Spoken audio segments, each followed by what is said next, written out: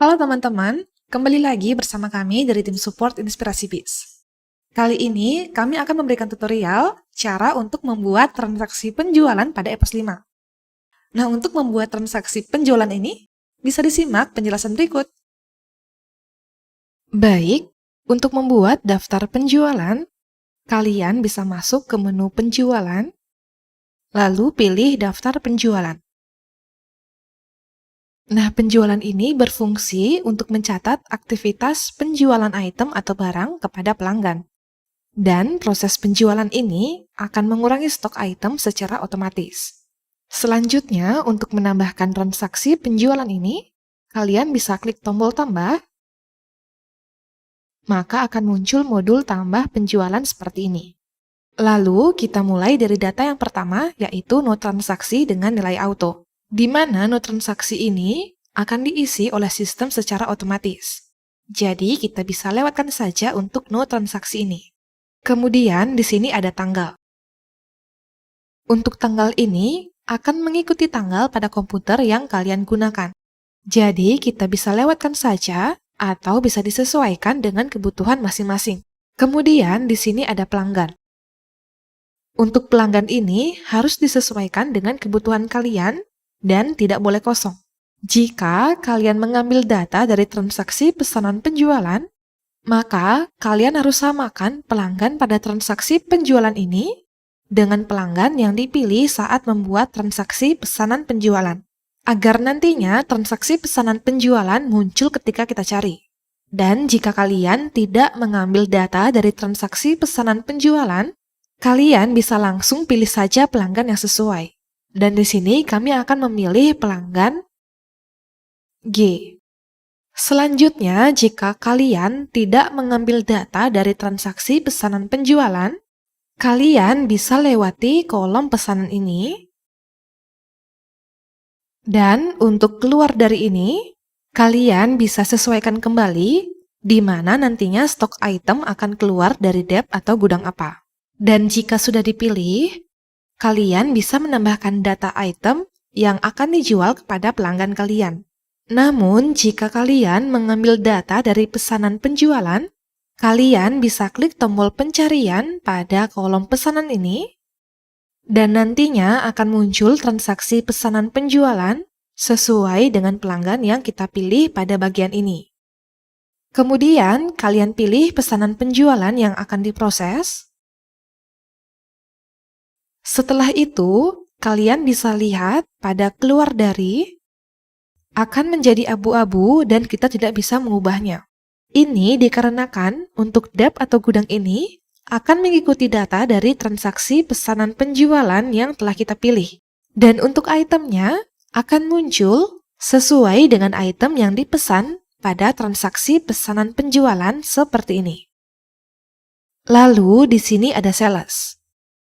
Jika kalian menggunakan data dari transaksi pesanan penjualan, maka data sales ini akan sesuai dengan data sales pada transaksi pesanan penjualan yang kita pilih.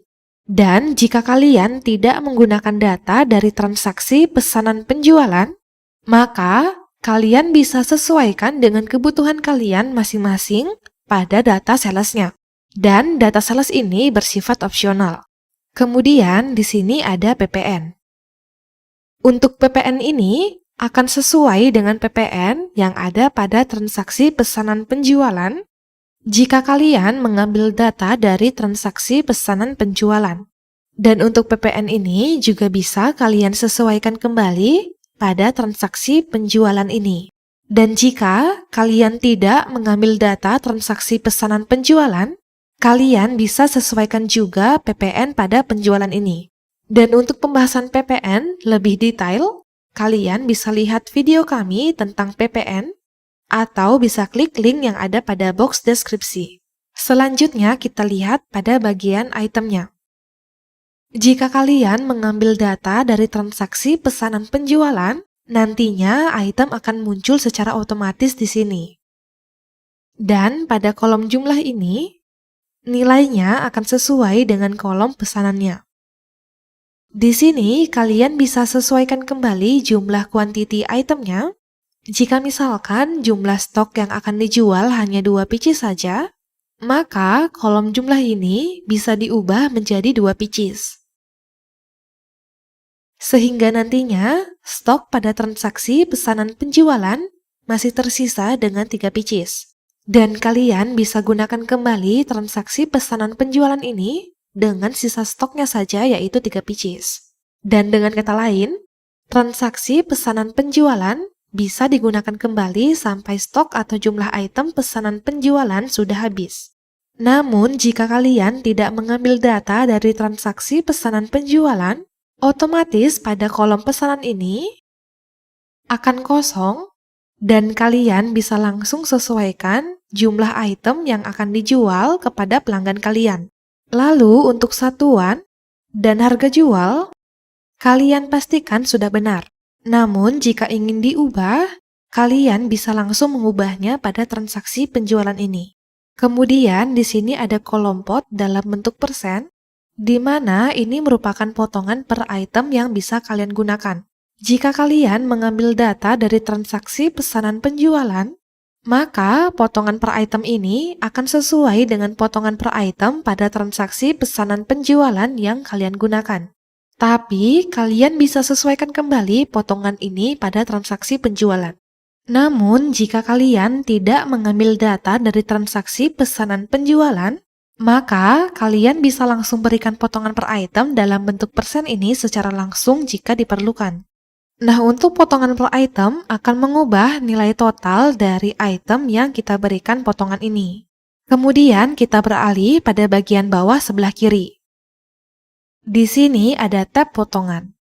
Tab potongan ini bisa digunakan jika ada potongan per item bertingkat dalam bentuk persen. Jadi, bisa kalian atur sesuai dengan kebutuhan kalian masing-masing. Kemudian, di sini ada voucher. Kalian bisa menggunakan voucher apabila telah mengaktifkan fitur diskon periode pada menu master data dan dijadikan voucher. Jadi, voucher ini bisa digunakan sesuai kebutuhan kalian. Lalu, di sini ada jatuh tempo dalam bentuk tanggal dan juga dalam bentuk hari. Dan untuk jatuh tempo ini akan muncul ketika kita menggunakan pembayaran kredit. Kemudian, di sini ada kolom keterangan, di mana keterangan ini bersifat opsional dan kalian bisa menggunakan ini sebagai catatan yang kalian perlukan. Selanjutnya, kita beralih pada bagian bawah sebelah kanan. Dan di sini terdapat potongan, di mana potongan ini merupakan potongan per nota atau per faktur. Jika kalian mengambil data dari transaksi pesanan penjualan, maka potongan ini akan sesuai dengan potongan nota pada transaksi pesanan yang kalian gunakan. Namun, kalian bisa sesuaikan kembali potongan ini pada transaksi penjualan. Dan jika kalian tidak mengambil data dari transaksi pesanan penjualan, maka kalian bisa langsung saja sesuaikan potongan ini dengan kebutuhan kalian, di mana potongan per faktur ini bisa dengan persentase pada kolom pertama sebelah kiri ini, atau dengan nominal pada kolom kedua sebelah kanan. Dan nantinya potongan ini akan mengurangi subtotal, sehingga total akhir yang akan berubah. Kemudian di sini ada biaya lain. Jika kalian menggunakan data transaksi pesanan penjualan, maka biaya lain ini akan terisi sesuai biaya lain pada transaksi pesanan penjualan. Dan jika kalian tidak menggunakan data transaksi pesanan penjualan, maka kalian bisa memberikan biaya lain pada kolom ini jika terdapat biaya lain di luar transaksi. Dan biaya lain ini juga bisa kita setting dengan klik tombol ini. Maka kalian bisa pilih akan ditambah dengan total atau tidak ditambah dengan total. Nanti bisa disesuaikan dengan kebutuhan masing-masing. Kemudian di sini ada kolom DPSO. Untuk kolom ini khusus untuk data yang diambil dari transaksi pesanan penjualan, di mana nilainya akan otomatis terisi jika saat membuat transaksi pesanan penjualan, kalian menginputkan nominal pada kolom titip atau DP. Nah, jika sudah sesuai, kita bisa lanjutkan pada proses pembayaran.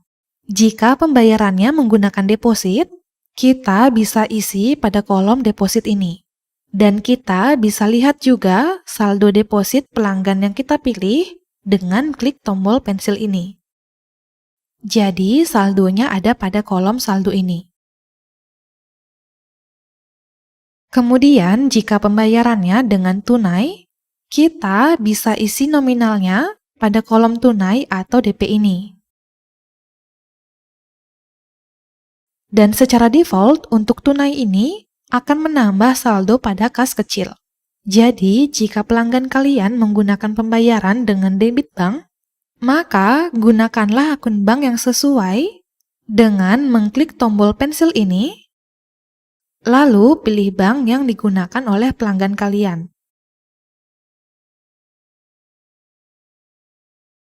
Dan jika pembayarannya dengan deposit atau dengan tunai, dan masih kurang nominalnya, maka sisa nominal akan otomatis terbaca sebagai kredit. Jadi, untuk pembayarannya bisa disesuaikan dengan kebutuhan masing-masing. Di sini, kami akan menggunakan pembayaran kredit. Nah, jika sudah, maka transaksi ini bisa kita simpan. Nah, jadi itu dia untuk membuat transaksi penjualan, baik secara langsung maupun mengambil data dari transaksi pesanan penjualan. Nah, jadi itu dia cara untuk membuat transaksi penjualan pada EPOS 5. Jika kalian ada pertanyaan atau ada kendala, bisa hubungi kami atau komen video ini. Jangan lupa di like dan follow Instagram kami di @inspirasibiz. Dan jangan lupa subscribe serta klik tombol lonceng untuk nyalakan notifikasi dari kami. Sampai jumpa di tutorial berikutnya.